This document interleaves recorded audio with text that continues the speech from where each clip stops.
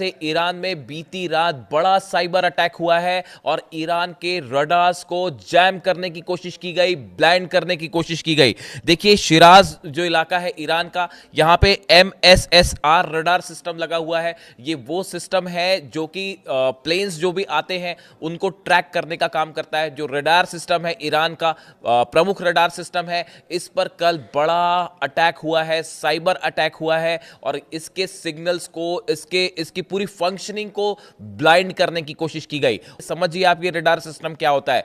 Radar system किसी भी देश का वो सिस्टम होता है जो दुश्मन देश के जो फाइटर जेट्स एंटर करते हैं, अगर उनकी पूरी जानकारी देगा। किसी तरह का एयर अटैक हो रहा है उसकी जानकारी देगा।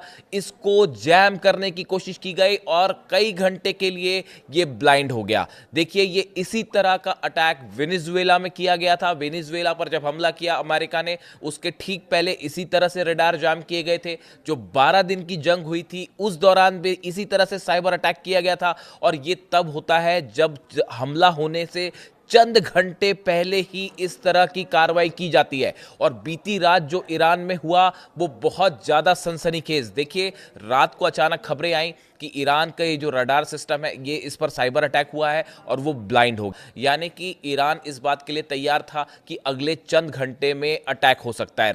रडार सिस्टम पर साइबर अटैक का मतलब है कभी भी हमला। और देखिए लेकिन एक बार फिर देखिए जिस तरह से ईरान ने अपना स्टैंड लिया इस पूरी घटना के बाद, वो फिर एक बार नहले पर दहला वाली बात हो गई और ईरान फिर भारी पड़ गया। देखिए रडार सिस्टम जाम हुए, उसके फौरन बाद ईरान ने नोटैम जारी कर दिया। नोटैम जारी करने का मतलब यह होता है कि एयर स्पेस में जितने भी प्लेन्स दूसरे देश के हैं उन सबको बाहर कर दिया जाए। जितने भी फ्लाइंग एयरक्राफ्ट हैं उनको यह बता दिया जाए कि ये स्पेस फौरन खाली करिए। तो ईरान का पहला कदम था, नोटैम जारी किया गया। उसके बाद जितनी यूरोप की, कनाडा की जितनी फ्लाइट्स आने वाली थी, उस जगह से गुजरने वाली थी, वो सबके सब या तो कैंसिल हो गई या उनके रूट बदल दिए गए। देखिए सिग्नल्स होते हैं हमले के और ये बड़ा टेंस टाइम था। पिछले 4 से 5 घंटे जो रात के रहे वो बहुत ही तनावपूर्ण थे। जैसे ही ईरान ने नोटैम जारी किया, सारी फ्लाइट्स कैंसिल कर दी गई जितनी यूरोपियन देशों की फ्लाइट थी। और उसके बाद एक बार फिर तेहरान से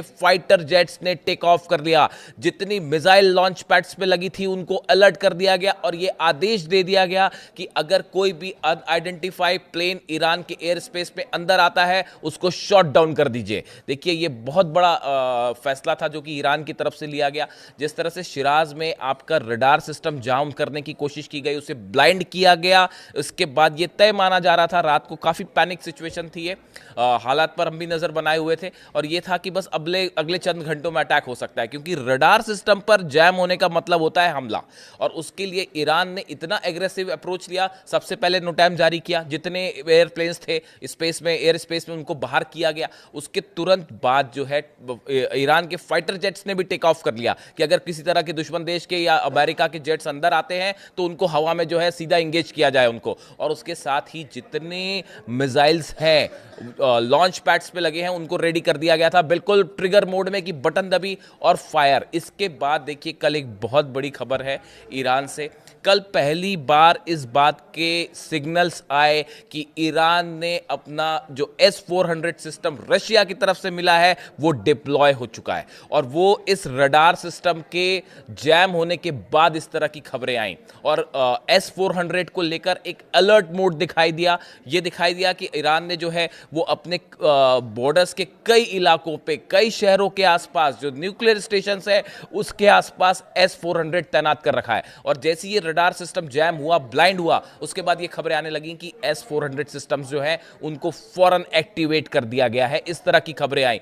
यानी कल आप देखिए, कल ये पहला मौका था जब S-400 को एक्टिवेट करने की खबरें आई हैं। देखिए अब तक इस तरह की दावे हुए कि बातें हुई कि रूस ने जो है S-400 सिस्टम दिया है, उसको कई जगह तैनात किया गया है, लेकिन वो एक्टिवेट होने की खबरें कल पहली बार आई हैं ईरान से, जो इस ओर इशारा कर रही हैं कि ईरान को इस बात का कंफर्मेशन दे रही है कि S-400 तैनात है। देखिए मैंने अपने पिछले वीडियो में आपको बताया था कि किस तरह से पिछले 5 दिनों में 2 मौके ऐसे आए जब अमेरिकन जेट्स ईरान के एयर स्पेस के करीब गए लेकिन हमला नहीं किया और वापस लौट आए।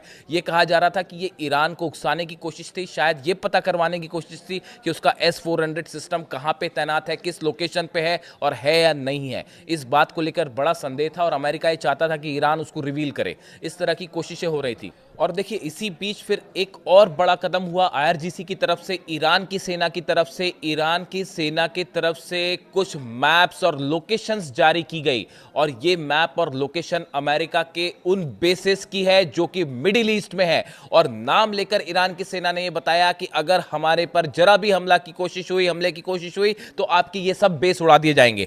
देखिए इसमें जिन बेसेस का नाम लिया गया, जिन जगह पर नाम लिया गया, सीरिया में, कुवैत में, जॉर्डन में, इराक में, सऊदी अरेबिया, बहरीन और कतर, इन सब बेसेस का मैप जारी करते हुए ईरान की सेना ने यह कहा कि अगर हमारे एयर स्पेस में घुसने की कोशिश हुई तो इन सभी अमेरिकन बेसेस पर बैलिस्टिक मिसाइल्स दाग दी जाएंगी। 700 से ज्यादा गदर मिसाइल्स जो है, 700 से ज्यादा खैबर मिसाइल्स जो है वो बॉर्डर पर तैनात कर दी गई हैं और उनके निशाने पर अमेरिकन बेसिस हैं। यानी एक बार फिर देखिए जिस तरह से रडार अटैक हुआ ईरान पे, उसके बाद ईरान ने एक बार फिर एग्रेसिव स्टैंड लिया और उसका फौरन जवाब देते हुए नोटैम जारी कर दिया। अपने जो है S-400 एक्टिवेट कर दिए गए, फ्लाइट्स ने तेहरान से टेक ऑफ कर दिया। यानी किसी भी तरह के संभावित हमले से निपटने के लिए ईरान की जबरदस्त तैयारी देखने को मिली। देखिए पूरे इलाके में अमेरिकन फोर्सेस का बड़ा मूवमेंट है, बहुत बड़ा मूवमेंट है, ईरान को घेरने की कोशिश हो रही है।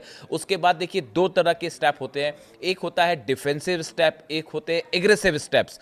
कल ईरान ने बड़ा जबरदस्त एग्रेसिव स्टैंड लिया। यानी आप ये देखिए अगर खुद को प्रोटेक्ट करना है तो आप उसको डिफेंसिव स्टेप्स कह सकते हैं कि S-400 तैनात किए गए या इस तरह से दुश्मन देश के एयरक्राफ्ट से निपटने की क्या तैयारी है। लेकिन उसके साथ ही फॉरवर्ड स्टेप्स लिए गए, फ्लाइट्स ने टेक ऑफ किया तेहरान से, फाइटर जेट्स ने, मिसाइल्स तैनात कर दी गई और यह साफ कह दिया गया कि अगर हमारे एयर स्पेस में घुसने की कोशिश हुई तो हम आपको तबाह कर देंगे।